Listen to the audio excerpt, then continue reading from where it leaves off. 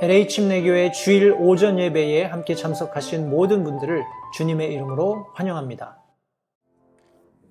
오늘 계속해서 성도님들과 함께 베드로 후서 말씀 나누겠습니다. 오늘은 2장 4절부터 9절까지 있는 말씀으로 지난 시간에 이어서 거짓 교사들에 대한 경고 두 번째 시간 말씀을 함께 나누도록 하겠습니다. 베드로 후서 2장 4절로 9절까지 있는 말씀입니다. 제가 하나님의 말씀을 받들어 읽도록 하겠습니다.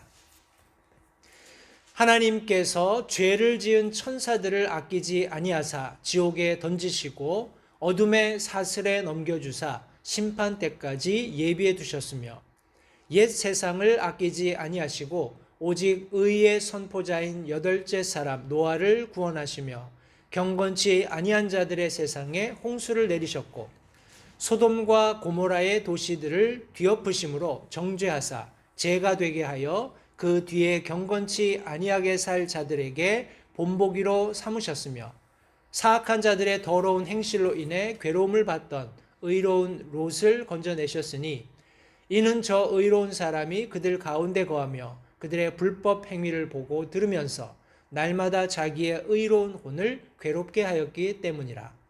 주께서 하나님을 따르는 자들은 시험들에서 건질 줄 아시고 또 불의한 자들은 심판의 날까지 예비해 두사 벌할 줄 아시되. 오늘 본문의 말씀을 통해서 앞서 말씀드린 것처럼 지난 시간에 시작했던 거짓 교사들에 대한 경고 두 번째 시간을 함께 나누도록 하겠습니다. 말씀을 위해서 잠시 기도하겠습니다.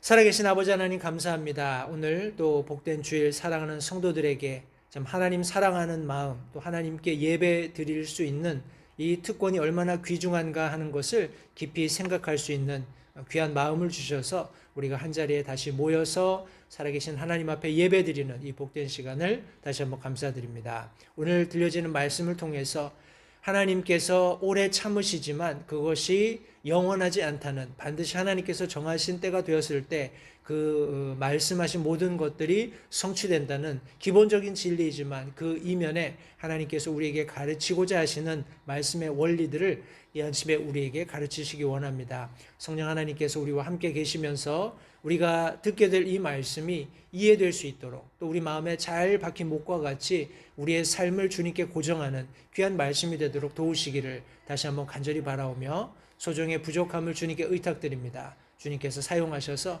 하나님 홀로 영광 받으시기를 간절히 바라오며 예수님 이름으로 기도했습니다. 아멘. 자리에 앉으십시오. 지난 시간에 우리가 거짓 교사들에 대한 경고가 성경 말씀에 제시된 것을 베드로서 2장 첫 번째 있는 세 절의 말씀을 가지고 함께 나누었습니다. 오늘은 그 연장선상에서 하나님께서 신속하게 이 거짓 교사들이 자기 위에 가져오는 그런 파멸을 재촉하는 그런 과정 속에서 사람들은 가령 의아해할 수 있습니다.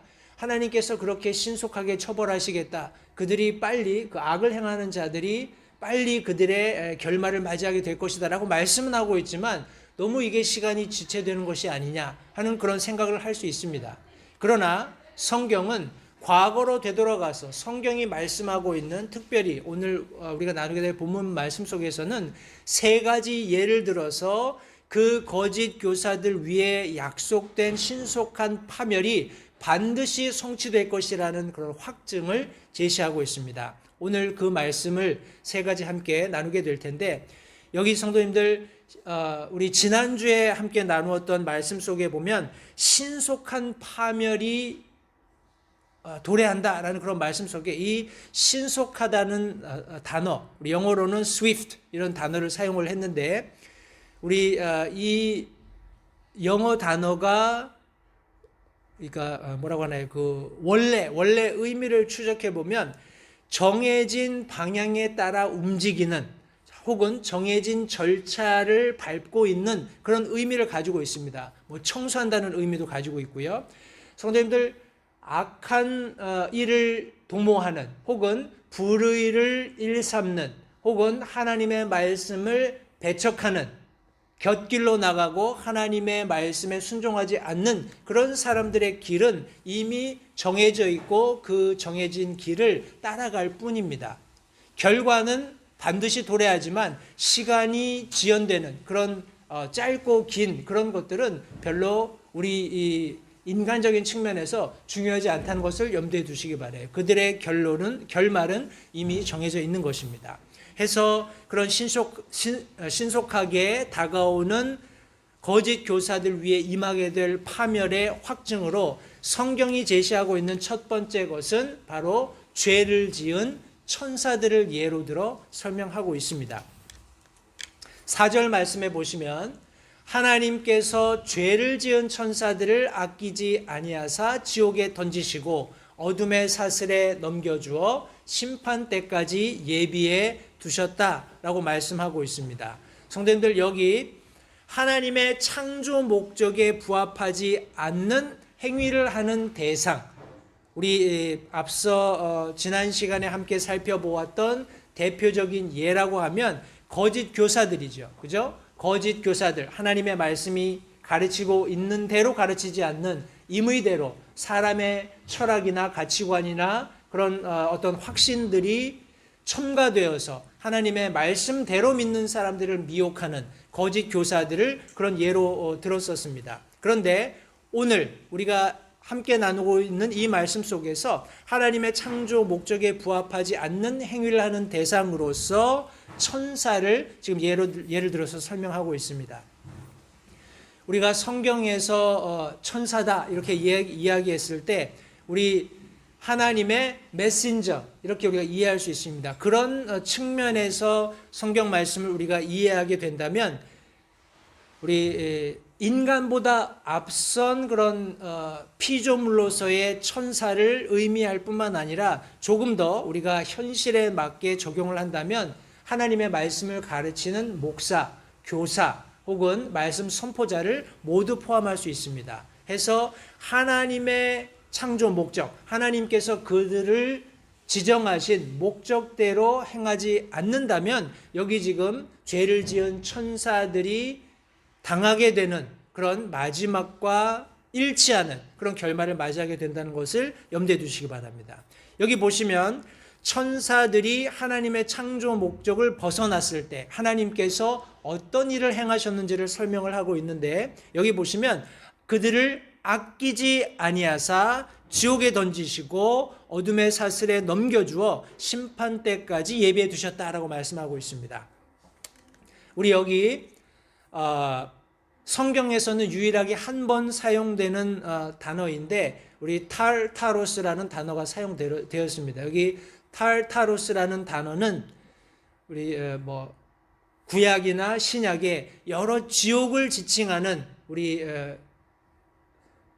그런 단어들이 있습니다. 단어들 중에 하나가 하데스라는 단어가 있습니다. 하데스라는 단어가 있는데 이 하데스 중에서도 가장 깊숙한 가장 밑바닥에 있는 위치를 의미하는 것으로 신학자들이 정의한 단어가 탈타로스입니다. 탈타로스라는 그 단어가 지금 여기 특별히 4절에 말씀하시는 하나님께서 아끼시지 않고 지옥에 던지셨다 했을 때 그 지옥에 거하게 되는 그런 어떤 상황을 그런 위치를 지금 여기 단어가 설명하고 있습니다. 다시 말해서 가장 심연에 가장 깊숙한 곳에 그들을 감금하시는 그런 장면을 여기 성경이 말씀하고 있습니다.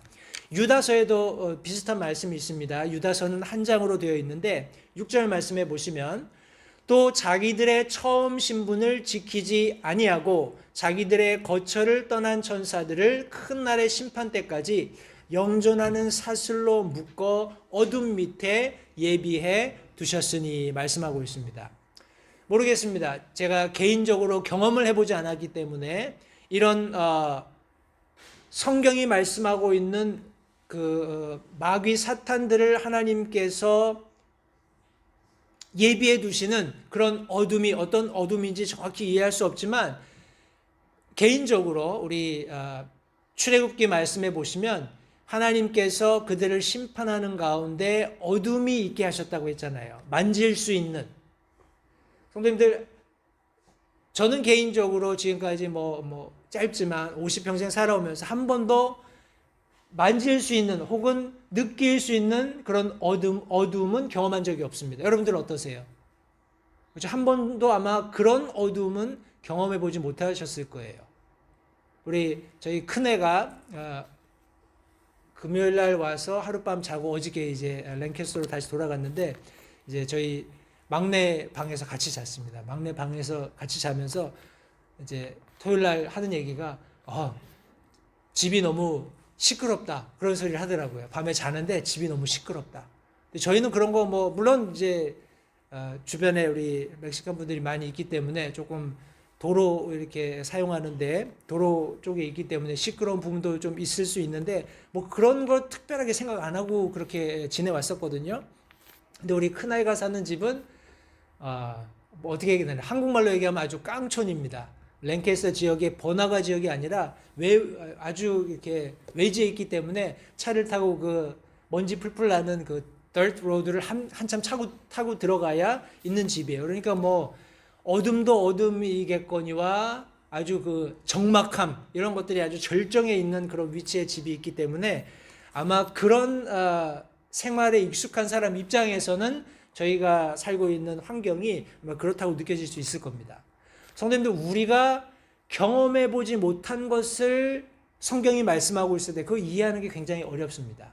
그런데 하나님께서 여기 이런 자신의 창조 목적에 부합하지 않는, 그것을 거스르는, 다시 말해서 죄를 지은 천사들을 집어 던져 넣으신 그곳은 마치 출애굽기에서 말씀하고 있었던, 우리가 한 번도 경험해 보지 못했던 그런 어떻게 얘기해야 될까요? 어둠인데 정말 한 걸음도 움직일 수 없는, 눈을 뜨고 있지만 내가 이걸 눈을 뜨고 있는지 감았는지조차도 분간할 수 없는, 그리고 그 어둠이 느껴지기 때문에 한 발짝도 움직일 수 없는 그런 아주 공포스러운 어두움, 철저하게 빛이 차단되어 있는 그런 위치라는 것을 성도님들 다시 한번 생각해 보시기 바랍니다. 저희가 얼마 전에 우리 베드로서 1장을 마무리 지으면서 예수님께서 빛으로 이 세상에 오셨다고 말씀을 드렸어요. 그죠? 예수님께서는 빛으로 이 세상에 오셨고, 사람들은 자신의 죄가 드러날까 두려워서 빛으로 나오지 않고 어둠에 머물기를 더 좋아한다라고 말씀하고 있습니다. 그런데 여기 지금 성경이 말씀하고 있는 이 어둠이라는 것은 영원한, 그리고 두려움을 가중시켜주는, 그리고 철저하게 빛으로부터 분리되어 있는 어둠이라는 것을 잊지 마시기 바라요.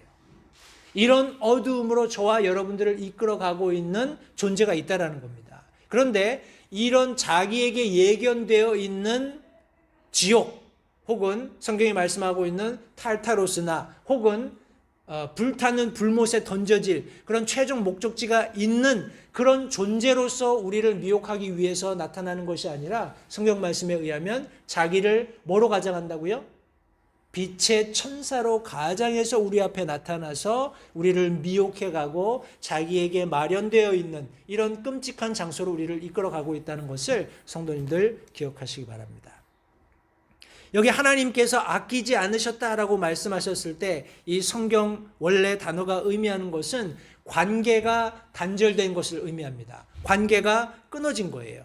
하나님께서 관대하게 대우해 주시는 그런 관대함을 상실한 것을 의미합니다. 하나님이 보살피시는 보살핌을 더 이상 받지 못하는 상태를 의미하는 거예요. 하나님께서 아끼지 않는 그런 상태가 되었다는 것, 성도님들 한번 상상해 보시기 바랍니다. 하나님과의 관계가 단절되고 하나님의 관대하심을 더 이상 맛볼 수 없고 하나님의 보살피심이 없는, 성도님들, 그런 상태가 되는 것을 지금 여기 성경이 말씀해 주고 있습니다. 우리 어둠의 사슬에 넘겨주셨다라고 말씀하셨을 때 그들이 철저하게 결박되어 있는 것을 의미합니다. 혹자가 우리 어딘가요? 베드로전서 마지막 장에 있는 우리 8절 말씀을 인용할 때, 5장 베드로전서 8장 5절 말씀을 인용할 때 정신 차리라 깨어 있으라 너희 대적 마귀가 울부짖는 사자같이 두루다니며 삼킬 자를 찾나니 하는 이 말씀을 인용할 때, 베드로전서 5장 8절 말씀입니다. 이 말씀을 인용할 때 무엇이라고 이야기하냐면 이 마귀 사탄이 실제로 울부짖고 사람들에게 공포를 가져다 주고 삼킬 자를 찾는 그런 아주 공포스러운 존재로 묘사는 되고 있지만 그의 목에 굉장히 크고 안전한 사슬이 묶여 있다, 그런 이야기를 한 그런 내용을 제가 들은 적이 있습니다. 성도님들, 그것은 사실입니다. 사탄이 공중의 권세를 잡고 지금 여전히 이 세상에서 자신의 모든 힘을 발휘해서 믿는 그리스도인조차도 미혹하려고 하는 그런 일들을 하고 있는 것은 사실이지만 그에게 예비되어 있는 그런 분명한 거할 처소, 이것은 좋은 처소가 아닙니다. 예비되어 있는 장소가 있다는 것을 성경이 말씀하고 있고, 또 그들이 일할 수 있는 영역도 이미 정해져 있는, 바운드리가 정해져 있는, 결박되어 있는 상태라는 것을 성도님들 기억하시기 바라요. 여기 지금 마지막 부분에 보시면 심판 때까지 예비해 두셨다라고 성경이 말씀하고 있습니다. 성도님들, 예비한다라는 단어가 우리 영어 성경에 보시면 우리 4절 말씀에 reserve라는 단어를 사용하고 있습니다. To be reserved. reserved 하는 단어는 어떤 의미에서는 좋잖아요, 그죠? 우리가 식당 같은 데 갔을 때 우리를 위해서 그 주최 측에서 자리를 reserved 해줬다 그러면은 굉장히 좀 이렇게 뿌듯하고 좋잖아요, 그죠? 내가 갈 수 있는 자리가 이미 마련되어 있는 거고 가서 뭐 자리를 찾기 위해서 이렇게 고생할 필요도 없고 뭔가 좀 이렇게 대우받는 듯한 그런 느낌이 들 거예요. 그런데 성도님들, 여기 성경이 말씀하고 있는 예비해 두셨다라는 것은 여기 삼엄한 경비가 뒤따르는 겁니다. 어떤 중요한 것을 보관하는 어떤 주인의 마음이, 애틋함이 묻어있는 그런 차원의 것이 아니라 나중에 벌하기 위해서 아주 삼엄한 경비가 뒤따르는, 아주 죄인으로서의 뭐라고 할까요? 그가 범한 죄가 얼마나 중요한지를 적나라하게 보여주는 그런 삼엄함 가운데 그가 이렇게 보존되고 있는 그런 것을 의미하는 겁니다. 그러니까 차원이 다른 거죠. 하나님께서 분명히 말씀하셨고 하나님의 창조 목적에 부합하지 않는 죄 지은 천사들을 먼저는 아끼지 않으시고 그들이 거해야 할 마지막 때를, 그들이 맞이하게 될 마지막을 분명히 실행하시기 위해서 그들을 예비해 두신, 그들을 벌하시기 위해서 예비해 두셨다는 그런 측면에서의 말씀을 여기 지금 기록해 두고 계신 것입니다. 성경은 특별히 사도 베드로를 통해서 하나님께서 거짓 교사들, 다시 말해서 하나님의 말씀을 올바로 가르치지 않고 임의대로 자기의 생각이나 철학이나 가치관이나 자기가 생각하는 인본주의적인 사상을 가지고 사람들을 미혹하고 잘못된 길로 인도하는 거짓 교사들을 하나님께서 벌하시겠다고 경고하셨을 때 그 분명한 확증으로서 이 죄 지은 천사들을 지금 여기 설명해 주고 계신다는 것을 잊지 마시기 바랍니다. 사람이 잘못을 범해서 그렇게 받게 될 일이 현저하다면 성도님들, 하나님께서 이런 죄 지은 천사들을 벌하실 때에 그 사람들이 받게 될 그 마지막 처벌이라는 것이 얼마나 끔찍한 일일 것인지 다시 한번 생각해 보시기 바랍니다. 우리 죄 지은 천사들을 통해서 거짓 교사들 위해 임할 신속한 파멸을 여기 지금 성경이 확증할 뿐만 아니라 우리 두 번째는 옛 세상입니다. 하나님께서 옛 세상을 어떻게 심판하셨는가 하는 것을 통해서 우리 사도 베드로가 거짓 교사들이 맞이하게 될 신속한 파멸을 지금 다시 한번 설명하고 있습니다.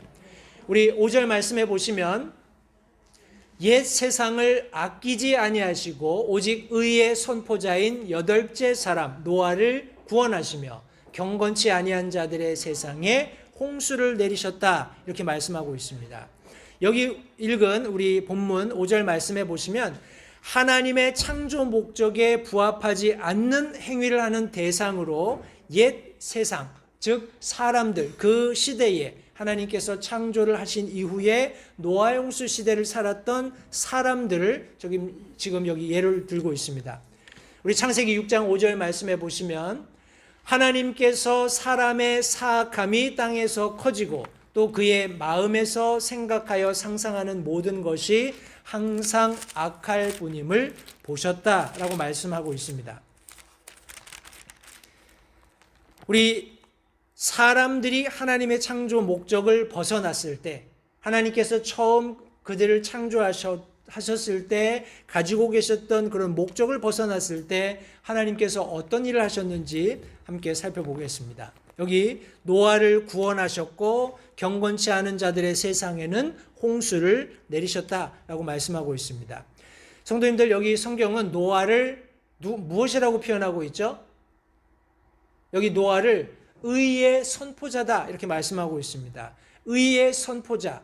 다시 말해서 노아가 하나님의 명령에 의해서 방주를 만드는 동안에 그가 단순히 방주만 만든 것이 아니라 방주를 만드는 그런 전 과정을 통해서 계속해서 저들이 행하고 있는 죄들로부터 돌이킬 것을 끊임없이 선포했고 하나님께서 내리실 심판을 경고한 것을 성경은 말씀하고 있습니다. 성도님들, 결과적으로 노아가 의의 선포자가 될 수 있었던 것은 믿음으로 말미암는 구원을 선포했기 때문에 그렇습니다. 예수님께서 오신 목적도 세상을 심판하거나 멸망시키기 위한 것이 아니셨죠. 성경은 분명히 예수님께서 오신 것이 저들을 구원하기 위해 오셨다라고 말씀하고 있습니다. 노아가 홍수 직전에 방주를 만든 것도 하나님의 심판을 촉진하거나 아니면 하나님께서 세상을 멸망시키시도록 길을 만든 것이 아니라 사람들을 보존하는, 사람들을 그런 멸망으로부터 구원하기 위한 그런 노력을 기울였던 사역이었던 것을 성경이 말씀하고 있는 것입니다. 성도님들, 거짓 교사들 위해 신속하게 임하는, 그들이 정해져 있는 행로들을 걸으면서 파멸에 다다르게 되는 그런 분명한 날이 있다라는 것을 우리 사도 베드로는 타락한 천사들, 죄지은 천사들을 통해서 분명하게 예증으로 제시를 했고, 두 번째는 옛 세상, 하나님께서 물로 멸하셨던 첫 번째 세상을 통해서 지금 예증을 하고 있는 것입니다. 그런데 성도님들, 지금 첫 번째 세상은 물로 심판이 되어서 우리 마지막 사람이었던, 여덟 번째 사람이었던 자신의 아내와 세 아들과 자부들, 이 가족의 마지막 우리 사람이었던 노아를 하나님께서 보존하시는 그 시대에는 물로 세상을 심판하셨어요. 그런데 지금 우리가 살고 있는 이 두 번째 세상은 어떻게 하나님이 심판하실까요? 성경 말씀에 의하면 불로 심판하시겠다고 말씀하고 계시죠. 베드로후서 3장 12절 말씀해 보시면 하나님의 날이 오기를 기다리고 서두르라. 그것이 저와 여러분들의 삶의 자세여야 합니다. 삶의 태도여야 합니다. 왜냐하면 그날에 하늘들이 불이 붙어 해체되고 원소들도 뜨거운 열로 녹겠다라고 말씀하고 있습니다. 성도님들, 이 세상을 물로 심판하셨을 때 여전히 이 세상은 보존됐죠. 그죠? 물로 심판은 하셨지만은 분명한 그 물로 심판하셨던 증거들을 우리가 눈으로 보면서 지금 어찌 보면 두 번째 세상을 살고 있는 겁니다. 이해가 되시죠? 그랜드 캐년이라든지 여러 다양한 그런 물들이 신속하게 빠져나가서 하나님께서 노아의 홍수를 통해서 이 세상을 심판하셨다라는 것을 분명하게 알 수 있는 가시적인, 분명한 역사적인 그런 어떤 지질학적인 증거들을 보면서 우리가 이 두 번째 세상을 살고 있는 겁니다. 그런데 이 세상을 하나님께서 두 번째, 어찌 보면 마지막이죠. 심판하실 때에는 불에 소멸시키시겠다라고 말씀하고 계십니다. 성도님들, 그때는 더 이상 우리가 눈으로 볼 수 있는 증거들을 우리가 가질 필요가 없습니다. 왜냐하면 우리를 구원하시는, 그리고 그렇게 하시겠다고 말씀하시는 하나님을 우리가 얼굴과 얼굴로 맞대어 대면하게 될 것이기 때문에 그렇습니다. 믿는 자들 속에서 우리는 우리의 각 개개인들의 행위의 보상을 가지고 영원한 세상에 들어가게 될 것입니다. 하나님께서 이 불로 이 세상을 소변하실 때. 그러나 믿지 않는 자들은 자신의 행위들을 가지고 심판대 앞에 서게 될 것을 성경이 말씀하고 있습니다. 성도님들, 이 신속한 파멸이 그 거짓 교사들 위에 이르는 것은 시간 문제입니다. 그러나 저와 여러분들에게도 동일한 성경이 말씀하고 있는 기다림과 동시에 서두를 수 있는, 성도님들, 우리가 복음을 더 신속하게 더 간절한 마음을 가지고 믿지 않는 자들에게 전하는 그런 삶의 자세가 동일하게 필요하다는 사실을 절대 잊지 마시기 바랍니다. 저와 여러분들이 살고 있는 어찌 보면 삶의 궁극적인 목적입니다. 성도님들, 우리의 삶을 다시 한번 재정비하는 시간이 되셨으면 좋겠습니다. 거짓 교사들, 하나님의 말씀을 허투루, 하나님의 말씀으로 사람들을 미혹하는 그런 사람들에게 예견되어 있는 신속한 파멸은 반드시 도래할 것입니다. 왜냐하면 하나님께서 죄 지은 천사들을 그렇게 이미 처벌하셨고 옛 세상을 물로 심판하셨기 때문에 그렇습니다. 그러나 그 와중에 하나님께서 의의 선포자였던 노아를 구원하시는 이런 놀라운 은혜를 베풀어 주셨던 것처럼 오늘 이 시대에도 성도님들, 저와 여러분들을 통해서 하나님께서 믿지 않는 자들 구원하기를 원하신다는 사실을 다시 한번 기억하시면서 그들에게 임할 신속한 파멸이 있음과 동시에 우리 믿는 그리스도인들에게도 하나님께서 정하신 때가 되었을 때 우리의 행위를 가지고 보상받는 그런 날이 있다는 사실을 다시 한번 기억하실 수 있게 되기 바랍니다. 우리 세 번째로 사도 베드로가 이 거짓 대언자들 위해 신속하게 임할 파멸을 확증하는 증거로 제시한 것이 바로 소돔과 고모라 그리고 그 주변의 도시들이었습니다. 적어도 5개의 도시가 있었던 것을 우리 창세기 말씀을 통해서 알 수 있는데, 우리 7절 8절 말씀에 보시면 사악한 자들의 더러운 행실로 인해 괴로움받던 의로운 롯을 건져내셨으니 이는 저 의로운 사람이 그들 가운데 거하며 그들의 불법 행위를 보고 들으면서 날마다 자기의 의로운 혼을 괴롭게 하였기 때문이라. 우리 대개의 경우에 창세기, 특별히 우리 아브라함과 롯이 헤어지는 장면이라든지 아니면 그 이후에 이런 과정들을 통해서 롯이 어찌 보면 타협한 그리스도인 혹은 타락한 그리스도인으로 종종 묘사되기도 합니다. 실질적으로 그 시점에서만 말씀을 우리가 해석한다면 그렇게 볼 수도 있어요.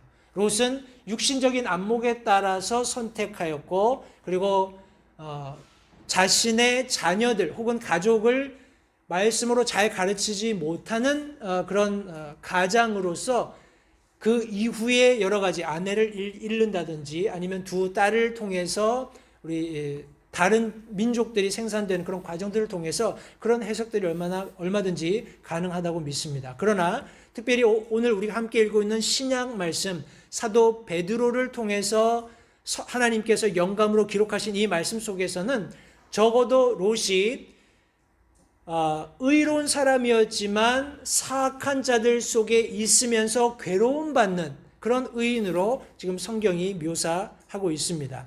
성도님들, 어떻게 보면 저와 여러분들이 살고 있는 이 시대에 그리스도인들을 묘사하고 있는 장면과도 굉장히 유사하다는 생각이 듭니다. 성도님들, 저와 여러분들은 하나님의 말씀이 무엇을 가르치든지 그것을 믿고 그 말씀대로 살기 위해서 부단히 노력하고 있는 것이 사실입니다. 어떻게 하든지 하나님 눈에 의로운 사람으로 드러나기 원하는, 어떻게 하든지 하나님의 말씀에 근거해서 내 삶을 살고자 하는 그런 노력들을 저와 여러분들은 여러 가지 삶의 영역에서 실제적으로 하고 있습니다.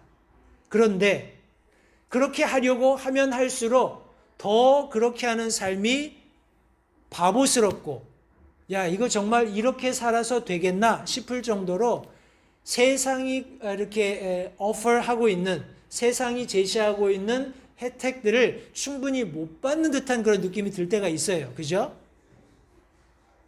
성경은 사악한 사람들이 더러운 행실을 하는 그런 시대에 롯이 살았다고 말씀하고 있습니다. 저와 여러분들이 살고 있는 시대입니다. 성도님들, 더 이상 우리가 전통적으로 알고 있었던 어떤 행동 양식, 우리가 가지고 있었던 바른 성경적인 가치관, 이런 것들이 더 이상 사람들에게 공통정서로 공유되지 않는 그런 시대예요. 우리가 이것이 옳다라고 얘기하면 사람들이 아니야, 그것이 반드시 옳은 건 아니야, 이렇게 하고 이렇게 우리에게 되질문합니다. 왜 그렇게 생각해? 왜 그런 편협한 생각을 가지고 이 세상을 살아? 좀 더 넓게, 좀 더 포용하는 그런 시각을 가지면 더 많은 것을 누릴 수 있는데 왜 그런 편협한 시각을 가지고 살아? 이렇게 사람들이 되묻습니다. 그들의 사악함이, 성도님들, 그들의 행실을 지배하는 거예요. 그런 시대에 저와 여러분들이 살고 있고, 그런 시대에 살고 있기 때문에 우리의 양심이 계속해서 자극을 받는 겁니다. 그것을 보고 그것을 들으면서 성도님들, 우리의 혼이 늘 괴로움 속에 있다는 것을 다시 한번 생각해 보시기 바라요. 지금 우리가 읽었던 베드로후서 2장 7절 8절 말씀에서의 롯이 경험하고 있는 것을 저와 여러분들이 똑같이 경험하고 있는 겁니다. 성도님들, 그러나 우리가 한 가지 잊지 마셔야 할 것은, 성경 말씀은 성도들에게 고난을 가져다 주는 어떤 대상도 하나님께서 절대로 간과하시지 않는다는 겁니다. 다시요, 성도님들 기억하십시오. 우리가 사악한 자들이 악을 행하는 그런 시대를 살고 있고, 우리는 의롭게 살고자 하는 그런 열정을 가지고 하나님을 두려워하는 그런 마음으로 이 세상을 살아갈 때, 성도님들, 우리에게 어려움을 가져다주는, 우리에게 고난을 가져다주는, 우리를 핍박하는 그 어떤 대상도 하나님께서 절대로 간과하시지 않는다는 것을 기억하십시오. 성경 말씀은 그런 의로운 롯을 어떻게 하셨다고요? 건져내셨다라고 말씀합니다. 성도님들, 롯을 하나님께서 건져내신 겁니다. 이해가 되시죠? 저와 여러분들도 하나님께서 그런 고난으로부터 건져내신다는 사실을 절대 잊지 마시기 바랍니다. 우리 괄호 안에 있는 8절 말씀은 이 7절 말씀을 설명하는 것으로, 이렇게 하신 하나님께서 건져내신 그 궁극적인 목적은, 궁극적인 이유는 저 의로운 사람, 이 롯이 그들 가운데 있으면서 그들의 불법 행위를 보고 들으면서 날마다 자기의 의로운 혼을 괴롭게 했기 때문이다라고 말씀하고 있습니다. 성도님들, 이것은 다른 의미로 롯이 끊임없이 하나님 앞에 기도한 것을 의미하고 있기도 해요. 성도님들, 저와 여러분들이 당면한 문제들, 하나님께서는 그것을 우리가 기도로 하나님 앞에 가져오기를 원하십니다. 우리 히브리서 말씀은 우리가 담대하게 하나님의 보좌 앞에 나갈 수 있는 은혜를 입었다라고 말씀하고 있습니다. 우리가 날마다 하나님 앞에 기도로 나갈 수 있는 분명한 자격이 있고 근거가 있는데, 사실 우리가 그렇게 하지 못할 때가 많다라는 거예요. 성도님들, 성경을 보십시오. 하나님께서 움직이실 때, 하나님께서 일하실 때 무엇이 가장 큰 근거가 되는지 아세요? 믿는 자들의 울부짖음입니다. 믿는 자들의 기도예요. 하나님께서 그것을 들으시고 하나님께서 약속하셨던 말씀을 기억하시고 그 기억된 말씀에 의해서 일하시는 겁니다. 하나님께서 우리를 불의로부터 건지시겠다, 하나님께서 우리를 악인들의 손에서 건지시겠다라고 약속하신 그 말씀을 믿으면서 우리가 처한 상황 속에서 성도님들, 하나님 앞에 뜨겁게 기도하시기 바랍니다. 그렇게 할 때 하나님께서 우리를 건져내시는 거예요. 절대로 하나님께서 성도가 고난받는 것을 간과하지 않으십니다. 반드시 원수를 갚으시는, 하나님께서 우리를 핍박하는 자들을 친히 대적하시는 것을 성경이 말씀하고 있는 것입니다. 성도님들, 그러나 우리가 고난 당하는 성도들에게 있어서 우리의 유익을 위해서 하나님께서 어느 정도 기간을 정해 놓으실 수도 있다는 것을 염두에 두시기 바라요. 우리 사도 베드로가 우리 베드로 서신을 시작하면서도 우리에게 고난 받는 것이 어쩌면 너무나 당연한 일인데 그것은 우리의 유익을 위해서 그렇게 하신다라고 말씀하셨습니다. 성도님들, 우리가 견딜 수 없는 고난을 하나님께서 허락하시지 않으세요. 하나님께서는 분명히 우리의 목적을 위해서 정하신 때가 되면 반드시 우리에게 가져다 주시겠다고 하시는 유익의 결과를 가져다 주신 것과 동시에 우리에게 어려움을 가중시키고 있는 그런 원수들을 친히 대적하실 것을 성경이 말씀하고 있는 것입니다. 거룩하게 구별하기 위한 혹은 믿음의 인내를 통해서 보상을 쌓도록 하나님께서 우리에게 특별한 은혜와 보호하심으로 우리 믿는 그리스도인의 삶에 간섭하고 계시다는 것을 성도님들 잊지 마시기 바랍니다. 오늘 우리가 함께 나눈 본문의 9절 말씀에 보시면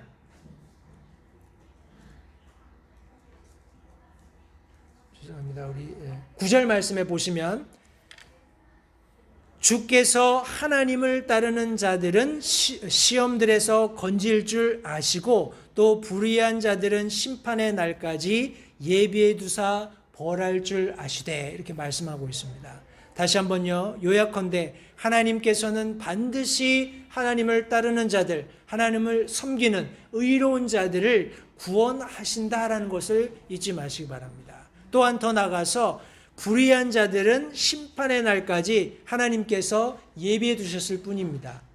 어떤 treasure한 그런 어떤 대상을 보호하는 그런 차원이 아니라 죄인을 벌하기 위해서 벌 받을 때까지 삼엄한 경비를 가지고 지키고 있는 그런 차원에서 반드시 일어날 일을 위해서 예비하고 계신다는 것을 성도님들 기억하시기 바라요. 우리 로마서 1장 18절 19절 말씀해 보시면 하나님의 진노가 불의 안에서 진리를 붙잡아 두는 사람들의 모든 경건치 아니한 것과 불의를 대적하여 하늘로부터 계시되었나니 이는 하나님을 알만한 것이 그들 속에 분명히 드러나 있기 때문이라. 하나님께서 그것을 그들에게 보이셨다라고 분명히 말씀하고 있습니다. 성도님들, 이것은 사람들이 하나님을 모르기 때문이 아닙니다. 하나님께서 어떤 결말을 그들을 위해 예비하고 계신지를 모르기 때문이 아니에요. 성경 말씀에 의하면 여기 자기 자신이 생각하는 의를 그냥 붙잡고 있는 겁니다. 자기 자신이 옳다고 생각하는 것을 믿고 확신하면서 하나님의 말씀을 의도적으로 거절하는 거예요. 그런 사람들을 위해서 소돔과 고모라가 멸망되었던 것처럼 하나님께서 그들을 위해서도 동일한 결말, 하나님을 대적한 것에 대한 결말을 예비하고 계신다는 것을 기억하시기 바랍니다. 우리 제가 말씀을 조금 건너뛰었습니다만 고린도전서 10장 13절 말씀을 읽고 말씀을 마치겠습니다. 이 말씀 안에 성도님들 다시 한번 제가 말씀드렸던 그런 내용들이 요약되어 있습니다. 말씀해 보시면 사람에게 공통적으로 있는 시험 외에는 너희가 어떤 시험도 당하지 아니하였나니 하나님은 신실하사, 성도님들 하나님은 신실하십니다. 하나님은 신실하사 너희가 감당할 수 있는 것 이상으로 시험당하는 것을 너희에게 허락하지 아니하시고 또한 그 시험과 함께 피할 길을 내사 너희가 능히 그것을 감당하게 하시느니라. 성도님들, 하나님께서는 소돔과 고모라 사건을 통해서 사악한 자들에 대해서 반드시 벌하신다라는 것을 설명해 주셨어요. 또 의로운 자들에 대해서는 반드시 그들을 건지신다라고 약속하셨습니다. 때때로 우리가 지금 하나님께서 허용하시는 어떤 시련 혹은 시험을 통해서 물론 하나님께서는 예비해 두신 복을 주시기 위한 혹은 우리가 성별되기를 기대하시는 그런 기대를 가지고 정한 기간 동안에 우리가 그런 시험을 받도록 허락하시고 계시지만은 때때로 우리에게 그냥 인간적으로 너무 어렵다, 너무 힘들다, 내가 왜 이런 일을 당해야 하나 그런 생각이 종종 들 때가 있을 수도 있겠습니다. 그러나 다시 한번 고린도전서 10장 13절 말씀은 우리가 당하고 있는 것은 사람이라면 누구나 공통적으로 겪게 되는 것이고 어떤 시험도 하나님께서 허용하시지 않는 것은 우리에게 있을 수 없다라는 것. 그리고 하나님의 신실하심이 우리에게 약속하시는데 무엇이라고 약속하시냐면 우리가 감당할 수 없는 것, 그것은 하나님께서 우리에게 허용하시지 않는다. 그리고 반드시 시험과 함께 피할 길을 예비하신다라는 사실을 성도님들 기억하시기 바랍니다. 오늘 다시 한번 사도 베드로가 기록한 두 번째 서신의 우리 2절, 4절부터 있는 말씀을 통해서 거짓 교사들에 대한 경고로 두 번째 시간 함께 말씀을 나누었습니다. 성도님들, 그들에게 신속한 파멸이 있을 것을 성경이 말씀하고 있습니다. 그 분명한 확증으로 사도 베드로는 우리 하나님 앞에 범죄했던, 죄를 범했던 천사들을 예로 들었습니다. 그리고 두 번째로 하나님께서 물로 심판하셨던 옛 세상을 언급했고, 마지막으로 지금 하나님께서 소멸하셨던 소돔과 고모라 성, 그리고 그 안에 있었던 악을 행했던 죄인들을 여기 지금 예로 분명히 설명하였습니다. 성도님들, 과거에 그런 일들이 모두 실현되었고 하나님께서 그런 불의한 불법한 자들을 심판하셨다면, 오늘 우리가 살고 있는 이 시대에 하나님의 말씀을 배척하는, 혹은 하나님의 말씀을 거짓으로 가르치는 그런 교사들을 향해서도 반드시 하나님께서 하시겠다고 하시는 처벌은 신속하게 집행이 될 것입니다. 그러나 시간의 문제일 뿐이에요. 성도님들, 우리가 그들이 파멸되도록 기다리는 그런 안일함보다는 예수 그리스도의 재림이 도래하고 있다는 것을 분명히 우리가 이해하고 있다면, 성도님들, 우리가 좀 더 열심을 내어서 부지런히 하나님의 말씀을, 올바른 말씀을 우리가 가지고 있기 때문에 선포하면서 잃어버린 자들을 주님께로 인도하는 열심이 있어야 할 줄 믿습니다. 남은 한 주 동안에 성도님들, 새롭게 하나님께서 우리에게 말씀으로 도전하실 때 하나님의 말씀은 악한 자들에게는 악한 그들의 길에 따라서 그들의 경로대로 반드시 성취될 것입니다. 그러나 선을 행하는 의로운 믿는 그리스도인들에게 하나님께서 하시겠다고 하신 말씀도 동일하게 성취된다는 것을 믿고 확신하시면서 그날을 기대하면서 하나님의 영광을 위해서 힘쓰는 우리 모든 LA 침례교회 성도님들이 되었으면 좋겠습니다. 기도하겠습니다.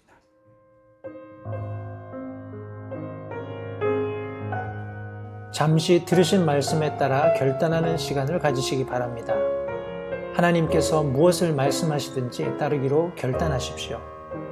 하나님께서는 순종하는 자들을 존중하십니다. 아직 예수님을 개인의 구주로 영접하신 사실이 없으시다면 자신이 죄인됨을 인정하며 하나님께 나오는 자들을 하나님께서 받아주신다는 확실한 말씀에 근거하여 다음과 같이 기도하십시오. 하나님, 나는 죄인입니다. 나는 내 죄로 인해 죽을 수밖에 없음을 압니다. 그러나 예수님께서 내 죄를 위해 십자가에서 피 흘려 죽으시고 사흘 만에 다시 살아나셔서 내 죄값을 모두 지불하셨고 내게 새로운 생명을 약속하셨음을 믿습니다. 지금 이 순간 예수님을 내 마음에 모셔드립니다. 내 마음에 오셔서 나의 주와 그리스도가 되어주십시오. 예수님 이름으로 기도했습니다. 다음과 같이 기도하셨다면 여러분은 성경 말씀대로 구원을 받으셨습니다. 계속해서 주 안에서 함께 자라가는 복된 교제가 있기를 간절히 바랍니다.